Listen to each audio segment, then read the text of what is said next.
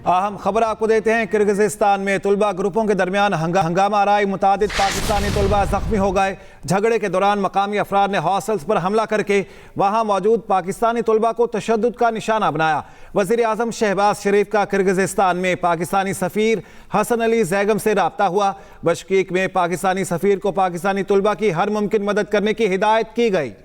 पाकिस्तानी सफ़ीर हसन ज़ैगम ने कहा कि हम अपने तलबा और ताज से राब्ते में हैं। इस हवाले से मज़ीद क्या तफसीलात हैं, जानते अपने नुमाइंदे से। जी बताएगा, क्या तफसीलात हैं? जी देखें जी, कल गुज़श्ता रात जो है एक अफसोसनाक वाक़या पेश आया। किर्गिस्तान में जो पाकिस्तानी तलबा थे उनके हॉस्टल पर हमला किया गया और जो किर्गिज तलबा थे और मिस्री तलबा थे उन्होंने इस हॉस्टल पर हमला किया, जिससे मुतअद्दिद तालिब इल्म जो है वो जख्मी हो गए थे। अभी तक जो इतलात हैं उसके मुताबिक जख्मियों को तिब्बी इमदाद दी गई है और किर्गिस्तान की जो वजारत सेहत है उन्होंने ये कहा कि 4 तलबा को जब तिब्बी इमदाद दी गई है, जबकि एक तालिब इल्म अभी तक ज़ेर इलाज है। जबकि दूसरी जानिब वज़ीर आज़म शहबाज शरीफ ने किर्गिस्तान में हमारे एम्बेसडर को फ़ोन किया है और उनसे तमाम सर सूरत-ए-हाल के बारे में आगाही हासिल की है और ये भी हिदायत की है कि तलबा को फौरी तौर पर जो है वहाँ से शिफ्ट भी किया जाए और उनको ज़रूरी तिब्बी इमदाद के अलावा उनकी हिफाजत के लिए तमाम तर इकदाम किए जाएँ। इसके अलावा दफ्तर खारजा में जो है वो वालिदैन की सहूलत के लिए एक कॉल सेंटर कायम कर दिया गया है, जिसके जरिए वो 24 घंटे में रब्ता किया जा सकेगा उनसे और वो तमाम अपने बच्चों के बारे में मालूमात हासिल कर सकेंगे। और दफ्तर खारजा में ही एक क्राइसिस मैनेजमेंट सेल जो है वो बनाया गया है, जिसके नंबर जो हैं वो भी शेयर कर दिए गए हैं ताकि उनके साथ उनके वालिदैन का, घर वालों का बाज़ाब्ता रब्ता मुमकिन हो सके। जबकि जो इस्लामाबाद में किर्गिस्तान के चार्जडी अफेयर हैं उनको आज दफ्तर खारजा में तलब किया गया और पाकिस्तान ने इस वाक़े पर अफसोस का इजहार किया और दफ्तर खारजा की जानिब से किर्गिस्तान की हुकूमत से कहा गया कि वो फौरी तौर पर तलबा की हिफाजत की वो यकीनी बनाए और जो तालिब इल्म जख्मी हैं उनकी फौरी तिब्बी इमदाद दी जाए। इस वाले से पाकिस्तान ने अपना जो सफारती मिशन है उसके जरिए किर्गिस्तान की हुकूमत से बाज़ाब्ता रब्ता किया है और उनसे कहा है कि पाकिस्तानी तलबा को हर सूरत जो है मदद फराहम की जाए। जी सही। खालिद महमूद ये बताएगा कि कुछ पता चल सका है कि पाकिस्तानी तलबा पर हमला क्यों किया गया? ताज़ा तरीन सूरत-ए-हाल अभी वहाँ पर क्या है? जो तलबा में तसादुम हुआ है, इन क्लैशेस की वजह क्या बनी, क्यों झगड़ा हुआ? जी देखेंगे, जो एम्बेसी के जराए हमारे उनका ये मौक़िफ़ है कि ये किर्गिस्तान के जो मकामी तलबा थे उनके दरमियान और मिस्र के जो तलबा थे उनके दरमियान ये झगड़ा हुआ था यूनिवर्सिटी में, जिसके बाद जो है वो गुज़श्ता रात जो है किर्गिस्तान के तलबा ने मिस्री तलबा के जो हॉस्टल है उन पर भी हमला किया, जिस दौरान जो है वो पाकिस्तानी हॉस्टल जो जहाँ पे पाकिस्तानी तलबा मुकीम थे उन हॉस्टल पर भी किर्गिस्तान के तलबा ने हमला किया। अब ये मालूम करना बाकी है कि आया ये गलतफहमी की बुनियाद पर हुआ या दानिस्ता तौर पर किर्गिस्तान के जो तलबा थे उन्होंने ऐसा किया। असल टारगेट उनका मिस्री तलबा थे, मिस्री तलबा का झगड़ा हुआ था, जिसके बाद ये सारी सूरत-ए-हाल पैदा हुई और ये जो क्लैश है ये बढ़ता गया और तमाम जो बिश्कीक इलाका है, ये शहर है किर्गिस्तान का, इस पूरे शहर में जो जहाँ तलबा मौजूद हैं, हॉस्टल मौजूद हैं, यूनिवर्सिटियाँ मौजूद हैं, वहाँ पे तमाम तलबा इकट्ठे होकर मुख्तलिफ हॉस्टल पर हमले करते रहे, जिसमें ये तलबा जो है वो जख्मी हुए। तो हम अभी तक जो इब्तदाई इतलात यही आ रही हैं कि मिस्र और किर्गिस्तान के तलबा के दरमियान झगड़ा था, लेकिन हमला जो है वो पाकिस्तान के जो तलबा है उनके हॉस्टल पर कर दिया गया, जिससे ये तलबा जो है वो जख्मी हुए हैं। जी सही। खालिद महमूद ये बताएगा, बुनियादी तौर पर इस बात की तस्दीक कर दीजिएगा, इंफॉर्मेशन दे दीजिएगा कि कोई कैजुअलिटी वहाँ पर नहीं हुई, कोई शख्स पाकिस्तानी वहाँ पर जाँ बहक नहीं हुआ। तलबा कितने जख्मी हुए हैं, उनकी हालत कैसी है और कितने तलबा वहाँ पर क़याम पजीर हैं? जी देखें जी, इब्तदाई तौर पर तो हमारे जो तलबा हैं वो 8 से 10 हज़ार तलबा वहाँ पे मुकीम है जो मुख्तलिफ यूनिवर्सिटियों में पढ़ रहे हैं। इनमें ज्यादातर तलबा जो है वो मेडिकल के स्टूडेंट हैं, जबकि इंजीनियरिंग के अलावा साइंस एंड IT के जो शोबा है वहाँ के तलबा भी वहाँ पे मौजूद हैं। लेकिन ज्यादातर जो तलबा हमारे हैं वो मेडिकल के स्टूडेंट है। इनकी जो कुल तादाद है वो 8 से 9 हज़ार तलबा जो है इस वक्त ज़ेर तालीम है। लेकिन जो इब्तदाई इतलात आई हैं उसमें 4 तलबा जो है वो जख्मी हैं, जिनको तिब्बी इमदाद भी दी गई और अस्पताल भी दाखिल कराया गया। लेकिन जो हमारे ज़राए है, जो हमारे वहाँ से स्टूडेंट राब्ते कर रहे हैं और जो हमारा वहाँ पे मिशन है, उनके मुताबिक जो है तलबा की तादाद ज्यादा है जो जख्मी हुए हैं।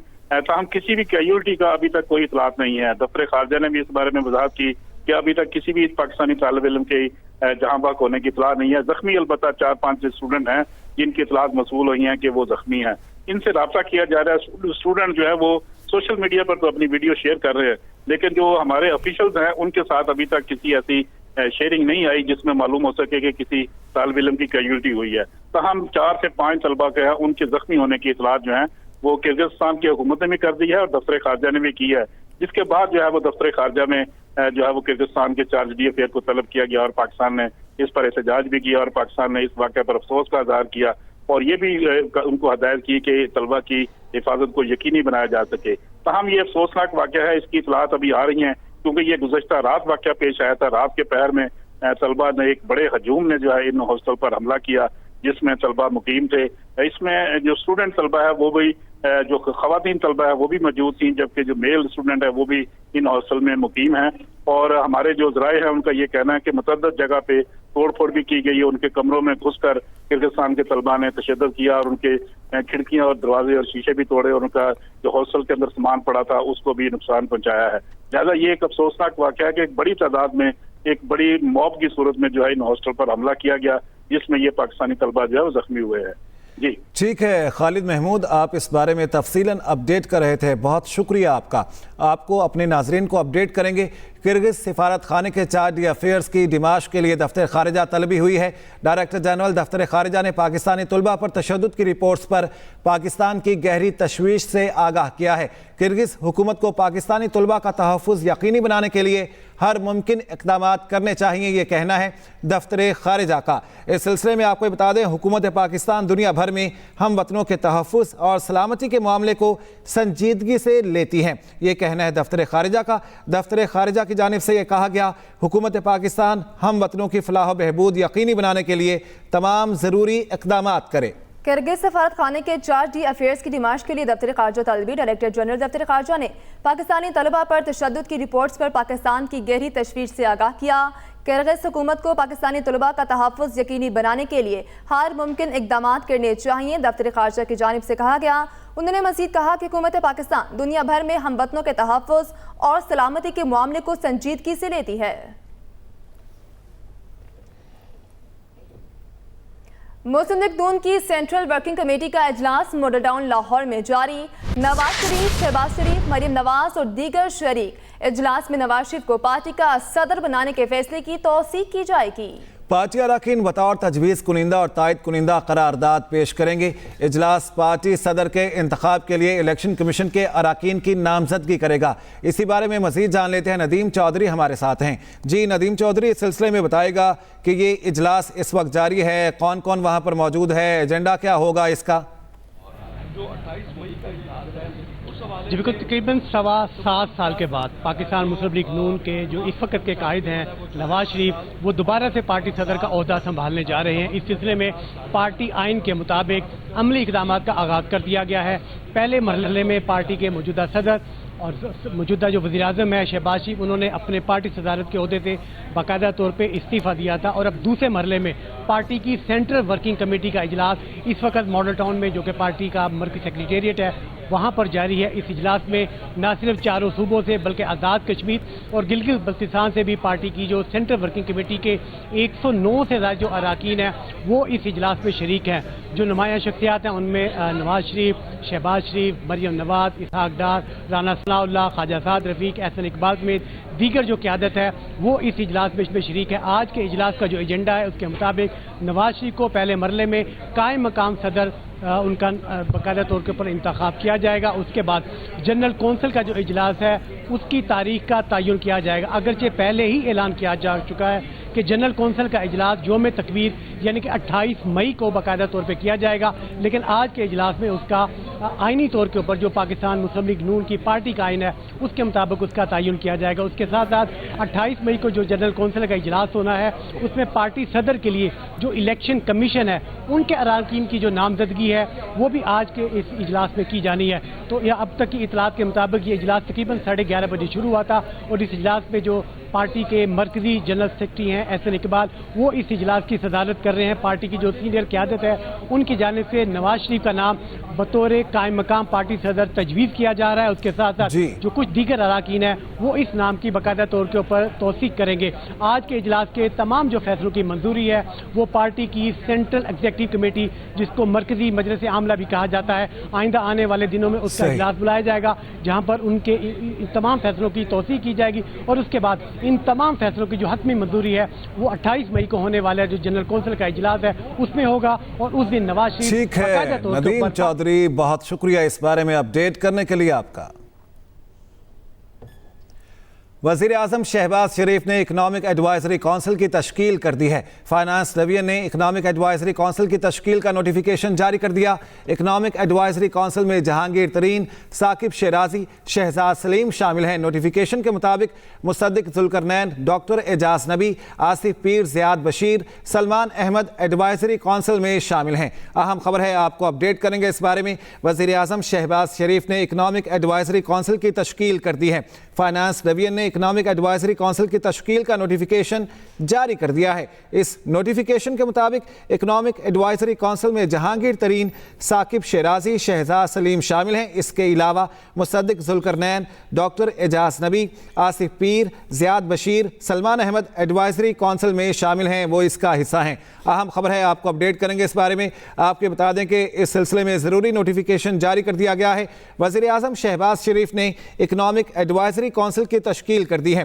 फाइनेंस डिवीजन ने इकनॉमिक एडवाइजरी कौंसिल की तश्कील का नोटिफिकेशन जारी कर दिया।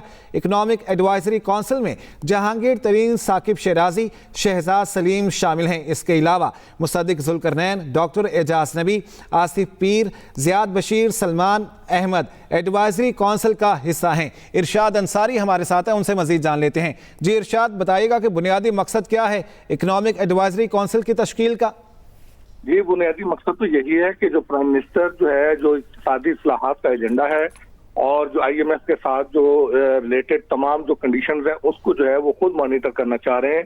और यही वजह है कि पाकिस्तान वज़ीर आज़म जो है वो कैबिनेट की मीटिंग हो या FBR के इजलास हो या फाइनेंस मिनिस्ट्री से मुताल्लिक़ मामलात हो, उसको खुद मॉनिटर भी कर रहे हैं और उनके इजलास भी चेयर कर रहे हैं। उनको बुला के जो है वो खुद से जो है वो ब्रीफिंग भी ले रहे हैं। और जिस तरह ट्रैक एंड ट्रेस का मामला था उस पर भी उन्होंने खुद से एक्शन लिया और फिर उसकी इंक्वायरी का हुक्म दिया। फिर इंक्वायरी के बाद जो उस पर खामियां हैं उसके जिम्मेदारान का तयन करने के लिए भी उन्होंने खुद कमेटी बनाई। उसकी रिपोर्ट आने पे फिर उनके खिलाफ एक्शन का भी उन्होंने कहा। तो ये उसी तनाज़ुर और तसलसल की एक कड़ी है। वज़ीर आज़म ने जो इकनॉमिक एडवाइजरी कौंसिल जो है वो तश्कील दी है, इसमें जो है वो फाइनेंस डिवीजन ने जो है वो बाज़ाब्ता तौर पे इसकी तश्कील का नोटिफिकेशन जारी किया है, जिसमें वज़ीर आज़म इसके जो है सरबराह होंगे और इसमें वज़ीर आज़म इसके सरबराह होंगे। बहुत शुक्रिया इरशाद अंसारी इस बारे में अपडेट करने के लिए आपका। वज़ीर आला खैबर पख्तूनख्वा हवाई फायरिंग कर रहे, करना कुछ भी नहीं। रहनुमा मुस्लिम लीग नून राना सनाउल्लाह की अलीमीन गंडापुर पर कड़ी तनकीद। कहा वज़ीर आला KP 30 मार खान बन रहे, KP हुकूमत वो ही करेगी जो विफाक कहेगा। अगर PTI से एस्टैब्लिशमेंट बात करती है तो करे, हमने कब रोका है। तहरीक इंसाफ का झगड़ा यही है, एस्टैब्लिशमेंट मुल्क के निज़ाम और सियासत में बदाखलत करे। वो वैसे ही 30 मार खां है, हवाई फायरिंग कर रहा है और उसने करना खुना कुछ नहीं है। बिल्कुल ताबेदारी करेगा और जिस तरह से वफाकी हुकूमत मामला को चलाना चाहेगी उसके मुताबिक ही चलेगा। ये सिर्फ हवाई फायरिंग है, कोई ऐसी। तो उनका झगड़ा इस्टेब्लिशमेंट से ये है कि इस्टेब्लिशमेंट मुदाखलत करे सियासत में और मुल्क के निज़ाम में और अपोजिशन को ख़त्म करें इनके साथ मिलकर। वही झगड़ा वो दोबारा आगे लेके जा रहे हैं। इमरान खान की तस्वीर आई है, बड़े हशाश बशार नजर आ रहे हैं। सब कुछ मिल रहा है जेल में उनको? हाँ बिल्कुल, सारा कुछ मिल रहा है। फॉर्म 47 और 45 की लड़ाई मुल्क के लिए तबाह कुन है। साबिक विफाकी वजीर शेख रशीद की मरी अदालत के बाहर मीडिया से गुफ्तगू। कहा हुकूमत के रिंग पिस्टन बैठ चुके, मुल्क में खाना जंगी माहौल है, आवाम का जीना महाल कर दिया क्या? इनके रिंग पिस्टन बैठ चुके हैं। ये हुकूमत ने आवाम का जीना मुश्किल कर दिया है। गरीब आदमी खुदकुशियां कर रहा है, लूट मार है, खाना जंगी है। ये जो 47 और 45 की लड़ाई है ये मुल्क के लिए बहुत ही तबाहकुन है। अब आपको बताएं कि वज़ीर आला पंजाब मरियम नवाज ने लैंड रिकॉर्ड डिजिटलाइजेशन के लिए जरूरी इकदाम करने की हिदायत कर दी है। वज़ीर आला पंजाब मरियम नवाज की ज़ेर सदारत बोर्ड ऑफ रेवेन्यू रिफॉर्म से मुतालिक खुसूसी इजलास हुआ, जिसमें Punjab urban land systems enhancement project पर ब्रीफिंग दी गई। वज़ीर आला मरियम नवाज ने लैंड डिजिटलाइजेशन के अमल में मुतल्लिका महकमों के इश्तराक कार को यकीनी बनाने का हुक्म दिया। ब्रीफिंग में बताया गया वर्ल्ड बैंक के ताउन से प्लस प्रोजेक्ट के तहत लैंड रिकॉर्ड डिजिटलाइजेशन की जा रही है। अब आपको बताएं कि कराची बार एसोसिएशन के वफ्द की सिंध के सीनियर वजीर शर्जील इनाम मेमन से मुलाकात में कराची में वकला बरादरी को दरपेश मुख्तलिफ मसाइल पर तबादला ख्याल। शर्जील मेमन ने कहा वकला की सहूलत के लिए कबूतर चौक ता सिटी कोर्ट तक शटल सर्विस शुरू की जाएगी। जमहूरियत और कानून की हुक्मरानी में कराची बार एसोसिएशन की खिदमात अनमोल हैं, इन्हें फरामोश नहीं किया जा सकता। आपको अपडेट करेंगे कराची बार एसोसिएशन के वफ्द की सिंध के सीनियर वजीर शर्जील इनाम मेमन से मुलाकात हुई। मुलाकात में कराची में वकला बरादरी को दरपेश मुख्तलिफ मसाइल पर तबादला ख्याल किया गया। शर्जील इनाम मेमन ने कहा वकला की सहूलत के लिए कबूतर चौक से लेकर सिटी कोर्ट्स तक शटल सर्विस शुरू की जाएगी। जमहूरियत और कानून की हुक्मरानी में कराची बार एसोसिएशन के खिदमात अनमोल हैं। शाहजेब खान ने एशियन ताइक्वांडो चैंपियनशिप की तारीख में पाकिस्तान के लिए पहला सिल्वर मेडल जीत लिया। गैरो के इवेंट की 54वीं वेट कैटेगरी के फाइनल में सऊदी अरब के हमदी रियाद ने शाहजेब को शिकस्त दी। वियतनाम में जारी चैंपियनशिप में शाहजेब खान और सऊदी अरब के हमदी रियाद के दरमियान सख्त मुकाबला हुआ। हमदी रियाद ने 3 के मुकाबले में 7 पॉइंट्स के फर्क से गोल्ड मेडल जीत लिया, जबकि शाहजेब खान सिल्वर मेडल के हकदार ठहरे। इसी के साथ न्यूज़ स्टूडियो से फिल वक्त इतना ही। आप देखते रहिए एक्सप्रेस न्यूज़।